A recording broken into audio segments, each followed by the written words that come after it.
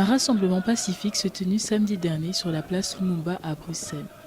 Les manifestants commémoraient la disparition de Yagin et Fodé. Ces deux jeunes Guinéens avaient été retrouvés morts en août 1999 dans le train d'atterrissage de l'avion qui les transportait en Belgique. Yagin et Fodé venaient plutôt de familles pauvres. Dans le message qu'ils ont adressé à titre posthume aux dirigeants européens, les deux copains dénonçaient l'absence de perspectives pour les jeunes évoluant en Afrique. Ce qu'ils avaient dénoncé dans la lettre qu'on a trouvée sur leur corps, les problèmes qu'ils avaient exposés sont toujours d'actualité. Ils avaient notamment indexé la guerre, la famine. Ils avaient dit qu'il y a des écoles, mais des écoles privées qui coûtent cher, auxquelles la majorité des jeunes n'ont pas accès. Rien n'a été fait pour solutionner ces problèmes.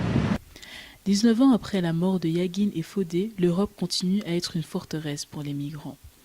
Plutôt que de fermer les frontières aux Africains et aux autres de rentrer en Europe, l'Europe doit réfléchir et savoir que par le passé, elle a aussi eu à immigrer aux États-Unis, en Afrique et dans le reste du monde.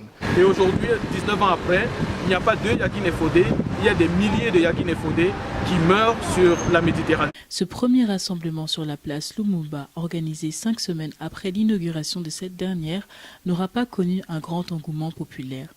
Mais ses organisateurs gardent bon espoir. Cette place, qui porte si bien son nom, deviendra sous peu un site de prédilection pour toutes sortes de revendications et lutte contre l'inégalité.